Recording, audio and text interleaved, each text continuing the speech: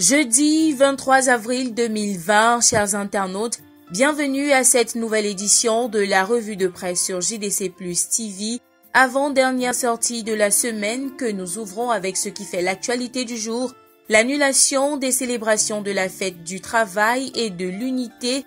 Le quotidien Le Jour nous dit 1er et 20 mai, on ne fêtera pas. Un communiqué du secrétaire général de la présidence de la République annule les éditions de cette année. Une décision prise par le chef de l'État, son Excellence Paul Biya, hier mercredi 22 avril, en raison de la nécessité du respect des mesures de distanciation sociale contre la pandémie du coronavirus. Les détails sur ce communiqué en page 3 du quotidien Le Jour, paru en kiosque ce jeudi 23 avril 2020.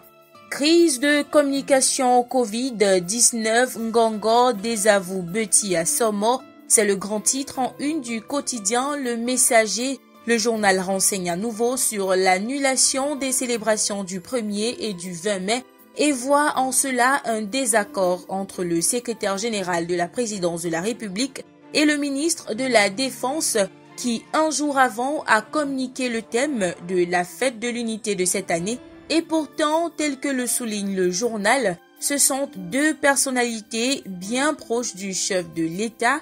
D'après le journal, ceci montre à suffisance qu'il y a un problème de communication de crise. C'est d'ailleurs sur cet élément que le quotidien Mutation a porté un intérêt particulier à la communication du gouvernement face aux crises que traverse le pays.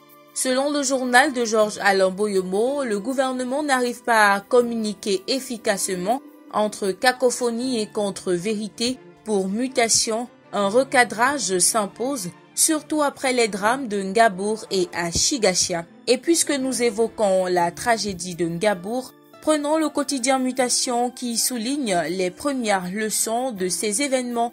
Selon le journal de Marie-Claire Nana, la volonté de transparence du président de la République a permis la manifestation de la vérité. À côté de cela, on comprend que nul n'est au-dessus de la loi et que l'État sait réparer les fautes quand elles sont avérées. Ça, c'est selon Cameroun Tribune.